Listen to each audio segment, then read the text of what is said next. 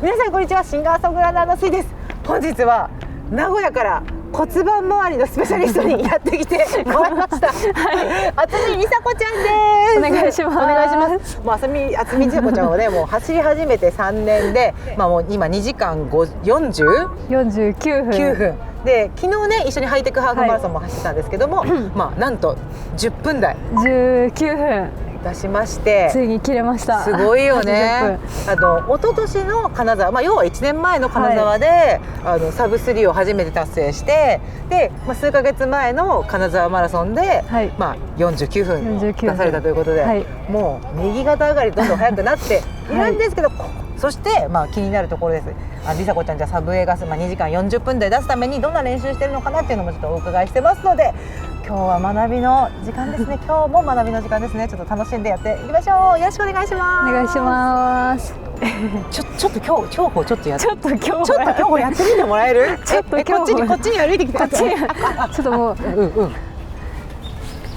やばい、もうすでに速い。すごい。すごいね。もうなんか私こんな頑張って走ってますけど、全然なんか。待って、これジョグで追いつかない。すごいね。でももう動きがわからないです。競歩って何を結構気をつけて走るというか。競歩はどうだろう。結構骨盤周り使うので。そうだよね。その肩甲骨と骨盤の連動とか。当時は意識してやってました。もう今は多分進化してもっと進んでると思うんですけど、でもそれがちょっと速さの秘訣にしかもう思えないというか、走り始めて3年でサブ A だもんね。約そのぐらいですよね。3年半とかそのぐらい。一昨年の金沢で初めてサブ3して、去年の金沢でサブ A がして、で今は45分切り目指してるんだよね。そうですね。普通にいたらランナーだともアスリートとも思わないような容姿だよね。梨紗子ちゃんは初めて会った時から可愛いなと思ってて、そうスポーツ選手に見られないって。いやすごいそれいい。でそれもだから練習量とかも聞いたら結果300走んないぐらいなんだよね。そうですね。なんかね、私もね私は250ぐらいなんだけど、やっぱりさ、世の中さ、結構ランナーさんがさ結果を出したいって言った時に、やっぱ走り込みって言って怪我しちゃってる方多い。怪我したりやりすぎて、レース前で燃え尽きちゃったりとか、そうだよね、あると思うんで、っていうのがあるので、今日もちょっとやっぱり梨紗子ちゃんに速さの秘訣だったり体の動き、走りもすごく綺麗だから、なんかその秘訣をちょっと教えてもらいたくて、ということで本日は梨紗子ちゃんがサブ A 顔をする時にやっていた練習3選と、やっぱり骨盤周りの動き作り、私もすごく教えてもらいたいので、この辺の動きが良くなる動き作り3選をね教えていただけたらと思うんですけど、よろしいでしょうか？はい、お願いします。サブ A が前は1005本。1005本の1000はキロ何分で？それも週によって、体の調子とかによって監督がペース配分してくれるんですけど、早くて3分半。3分半1本もできないかも。で、遅いと3分50とか。で5本なんだね。そうですね。で400は早いと80切りぐらいで、何本？10本？10本。そのレベルですね。で、遅くても85とかでやってました。すごい。これもともとサブ3目指した時は、例えばそれ同じような感じの練習だった？それ1年前はもう全然できてなくて、400でも87とかがもういっぱいいっぱい。で1000も3分40ですかね。その2、ダダン。土曜日のポイント練習で、ある程度距離を踏むっていうので、60から90分走ぐらいをレースペースでやってました。なんかこれを聞くと、そんなもんでって多分思う男性も多い気がする。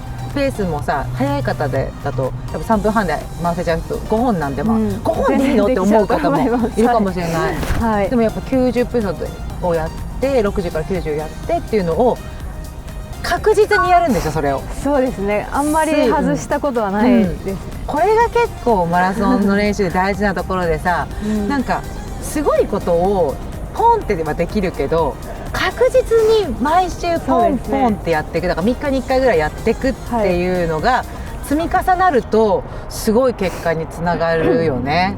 なんかいろんな方の話も聞いててもなんか極度な練習じゃないけど、重ねられる練習を淡々とやってその中で怪我もしないでやられてる方がやっぱ記録出されてるのかなってすごい聞いてて思うので、やっぱそういうことですね。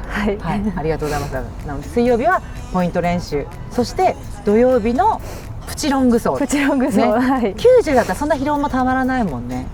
そうですね、90はどれぐらいで90レースペースぐらいなんで、キロ4がベース。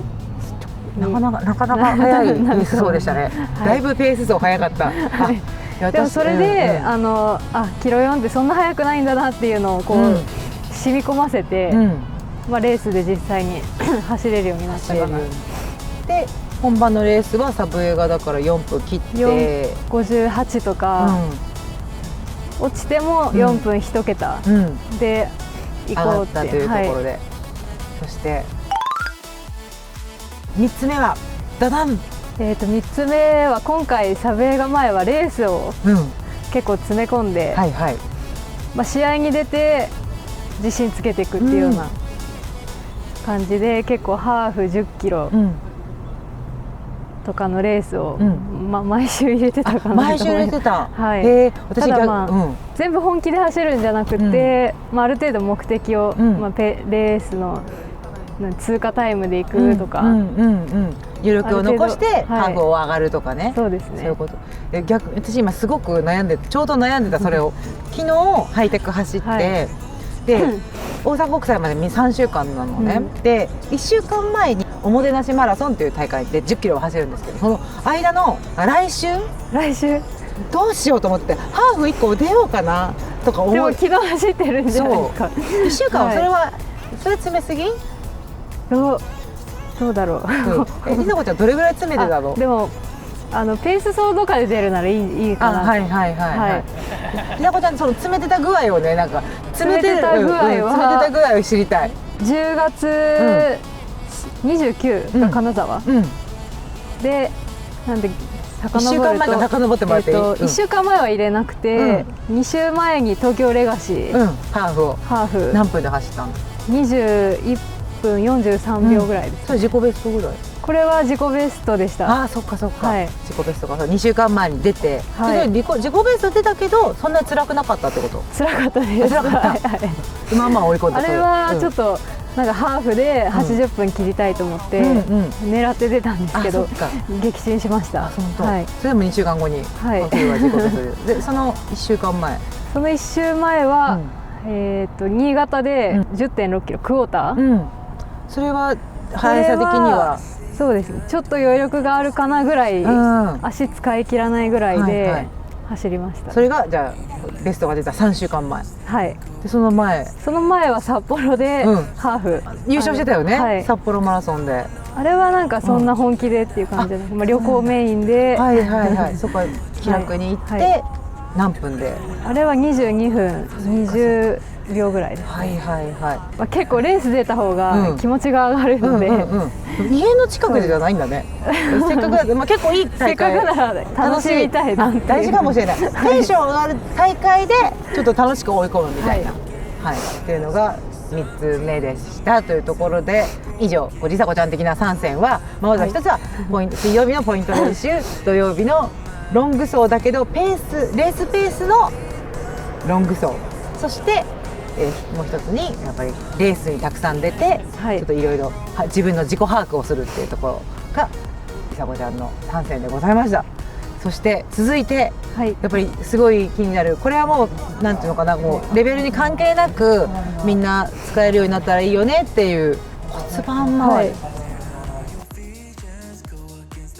鏡の前で1万回とか腕振りしてました。マジでそんなことやってたの？